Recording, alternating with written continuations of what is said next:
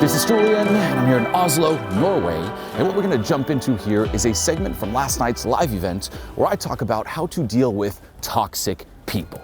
You know, those people that just bring you down in life, all your dreams. It's like, you can't do that. Who are you kidding? Hey, stay down here with the rest of us. Those people who trigger you, those people that just make you feel like absolute crap. Okay, we all have some people like that in our lives, and the advice that we tend to hear is, hey, just cut them off, right? How to deal with toxic people, cut them off. Just cut them out of your life, problem solved. However, there's a lot more to it than that. There are a lot more nuances, and that's what I talk about here. So sit back, pay attention, and as always, enjoy.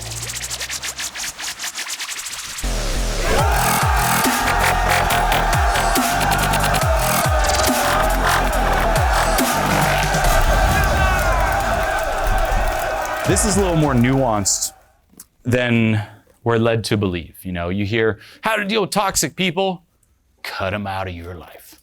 That's like the default. You know what to do? Cut them out.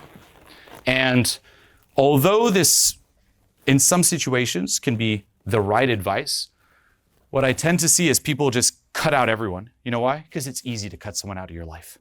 Surround yourself with only successful people. Fuck the toxic people. Fuck the people who pull you down. You know what? Fuck all you guys. And now you're alone. And I'll see people, by the way, who come up to me. It's like, Julien, I followed the cut them out of my life, and now I'm alone. I'm like, yeah. You know why? Because it's easier to cut someone out of your life than to become friends with someone new or to bring someone new into your life. And even if you were to bring someone into your life, here's the other trap. Not only do people just cut them out immediately, as soon as they bring someone new into their lives, they use this, idea of like, someone who brings me down, someone who's toxic, cut them out to judge the person. And as soon as the person makes one little mistake, or even worse, disagrees with them, you're toxic, cut out. And they end up alone, or they end up surrounded with people who just agree with them all the time. So there's a lot of subtleties. We tend to think, someone who disagrees with me, they're toxic, they're bringing me down. No, maybe you're wrong. Maybe them disagreeing with you allows you to broaden your perspective. If you're just surrounded with people who agree with you all the time, you're fucked. You need people who challenge you. Owen and I talk about this all the time. We create this council of opposing views. You don't want to get lost in the fairy tale land of one thing. The same with, we talked about before, fuck work ethic. In a certain paradigm, work ethic is actually great. I'll surround myself with people who just only preach about work ethic. I'll surround myself with people who hate transformation mastery. I surround myself with people who are optimistic. I surround people who are pessimistic. I surround myself with people who are extremely successful. I surround myself with toxic people who are not successful. I want all fucking perspectives. And it doesn't mean that they're all right, but I want all options, and I want to be challenged at times. I don't want people who are like, yes, Julien, yes, Julien. Is this a great idea? Yes, Julien. When I say this concept, there's always one example that pops up. It was a guy in New York, and he did a program, and he was like, Julien, I really love your advice. I've surrounded myself with people who are only positive now, and it all seemed great, what he said. I'm like, dude, that's great. And he wanted some coaching. And if you know me, as I hope you do at this point in this event, I'm pretty harsh and pretty raw. Like, I'm not going to sugarcoat it. I'm like, hey, fix that. I just say it how it is. And night one of us just working together was like that. So at the end, I'm like, dude, all this was great. Here's what I'd fix. I just laid it out. And he's like, Julien, I don't appreciate this negativity. And I'm like, negativity? What are you talking about? I'm just saying it how it is. He's like, no, look, I told you at the beginning of tonight that I only surround myself with positive people. And I'm like, you're paying me for feedback, for real honest feedback, right? He's like, yes, not negativity. So his view was anything that goes against what he currently believes is negative. So what was he looking for? A yes man. Someone who would just tell him, hey, whatever you're doing is awesome. Like literally, that would have made him love the program. Not change at all. Just have one say, yep. Am I doing it right, Julien? Yep. Even better than right. What about this, Julien? Was that right? Yep. Julien, you're the best. You know what? Let's do a ton more programs of just yep. And And I had to sit him down and really explain it. And that was actually one of the biggest takeaways he got from that. And at the end, he's like, you know what, thank you, et cetera, et cetera. But it's crazy how we can take these ideas like toxic people, you got to get rid of them. And then we're like, anyone who disagrees with me, toxic, denied. And it'll really ruin your life. And you, let's just say, shelter yourself from a lot of opportunities for growth. One thing I'd recommend doing is not taking such an immediate harsh stance towards toxic people and see it more so from their perspective. It's so easy to judge, be like, fuck those people trying to bring me down. And you might have experienced this. You start working on yourself and there's that saying, you know, crabs in a bucket. If one crab tries to crawl out, they pull the crab back down, right? And you might have had friends do this to you. Even family members do this to you. Anyone have that, by the way? Raise your hand. Like, your family's like, why are you doing all this self-help stuff? No, stay down. Or your friends, why? You don't need this. Yeah, that's it. Really, only a few of you. Either Norway's the land of jantelagen, stifled people, or the best land ever because no one pulls you down. This will happen in 100% of cases. And we immediately tend to judge. We're like, fuck them, they're trying to do me harm.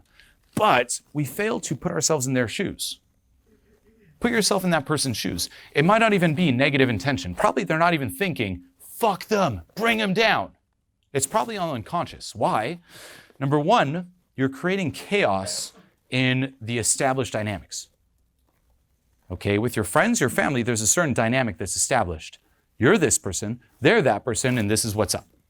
If you start changing who you are, even moving up in status or working on yourself or becoming more healthy, what does that do? It creates chaos. And they'll be like, dude, be you. You are here. It's like an example, South Park, you know, every little kid has its character, right?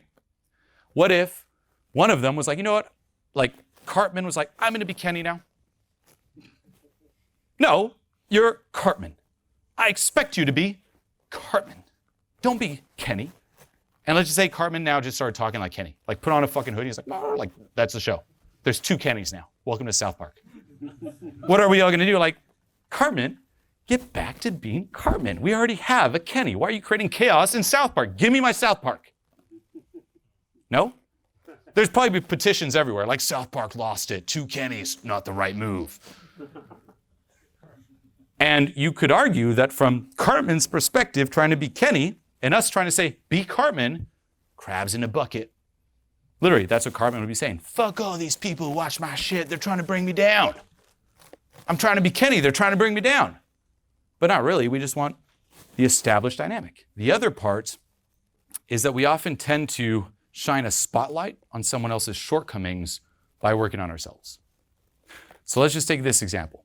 Hypothetically, right now in this room, as of this moment, right now, we're all fat. We're all obese. Okay? Right now, picture it. We're all just super obese. People don't like this word, fat, obese, but hey, it's a word for a reason. People are fat or obese. We're all fat, obese, and let's just say you start losing weight.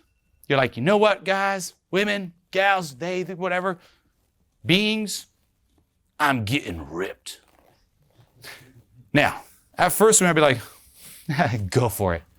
But let's just say he starts getting ripped. And he was fat like all of us before. And he starts getting really ripped. How is that going to make us feel? We're going to be like, if he was fat like me and he starts getting ripped, that means that I could be getting ripped, but I'm not getting ripped. I'm a piece of shit. You're not going to feel great about yourself. You're going to start self-attacking. If we're all fat, it's like, hey, we're all the same, whatever. But if one of us shows us that we could be getting ripped, then it means like, oh, now I feel bad about being fat because I could be getting ripped. So we're going to hate him. Not even consciously, we're going to be like, you know what, we wish you the best, but you're not making me feel good about myself. It's like if everyone goes out even for dinner, you might see this with, say you're like, you know what, I'm going out for an unhealthy meal, and everyone's getting unhealthy shit, and there's that one friend who's like, I will just do the salad. Why are you making me feel bad about my choice, right?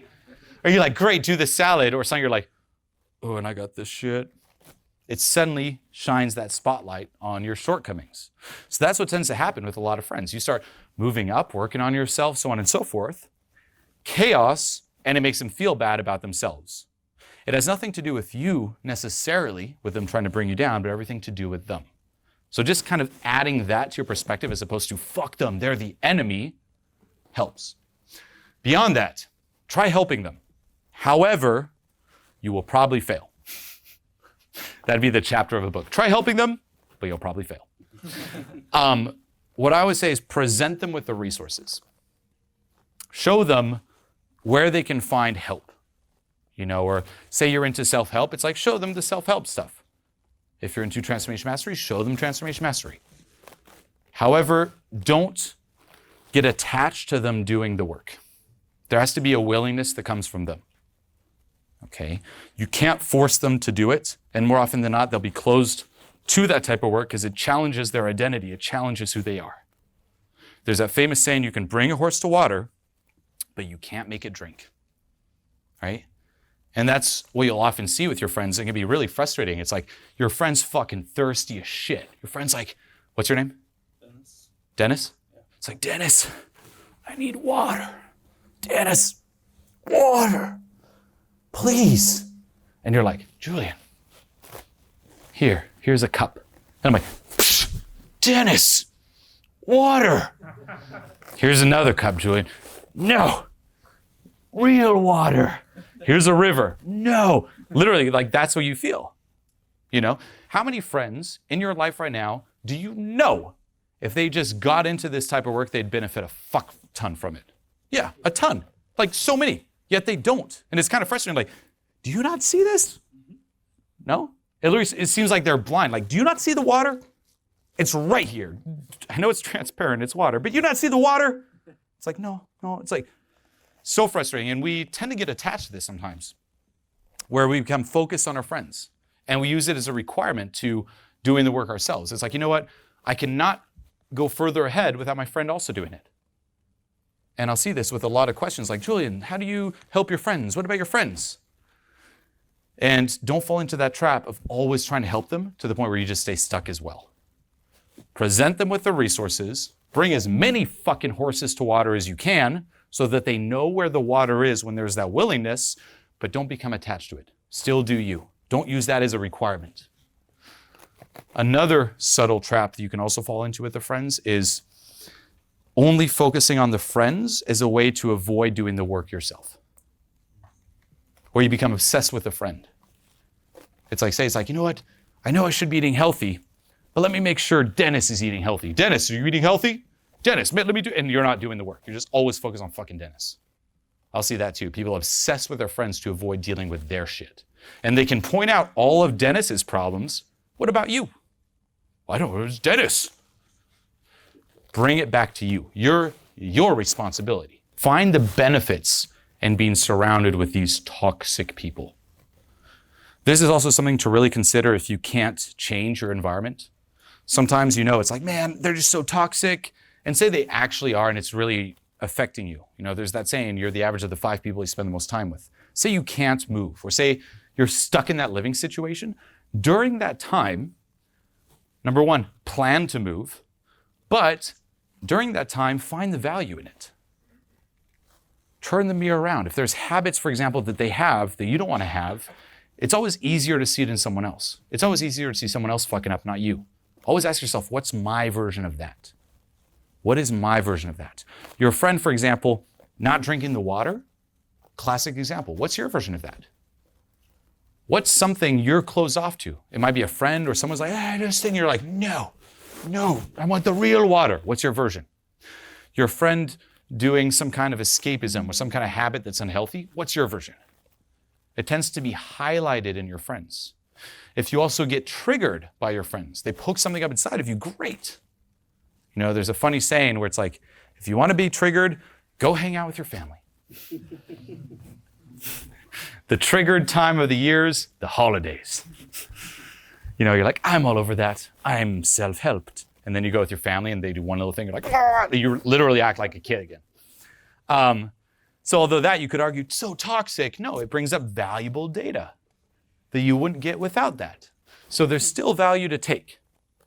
And then lastly, cut them out, or cut them out in certain situations.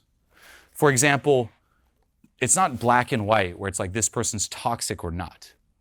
It could be this person isn't someone I want to spend every day with. However, this person might still have some qualities that I like.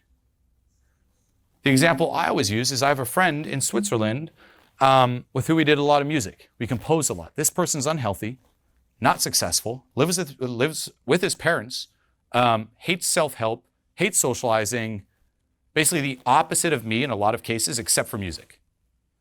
Do I still hang out with him? Fuck yeah, I love the guy. But I'm not going to hang out with him every day. And I'm not going to hang out with him in situations where self-help, success, socializing arises. I'll hang out with him to do music and talk about music. And I love it. So you can also compartmentalize like this. It's not black and white. Make sense? And again, to also reinforce, sometimes they are really toxic and you got to cut them off. In that case, cut them off. You're not as trapped as you think you are.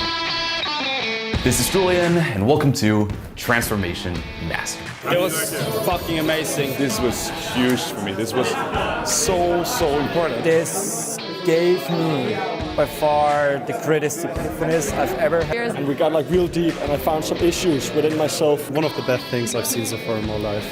What you're about to experience going through this program is what completely changed my life on every single level. Okay, be it health, wealth, relationships, higher purpose, you name it. This is the stuff that finally produced that true, long-lasting personal transformation we're all after.